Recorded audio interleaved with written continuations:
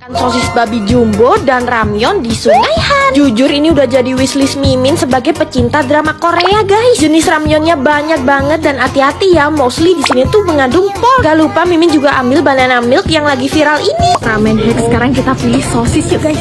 Sosis. Dan ini sosisnya juga sosis babi, guys. Ukurannya gede banget.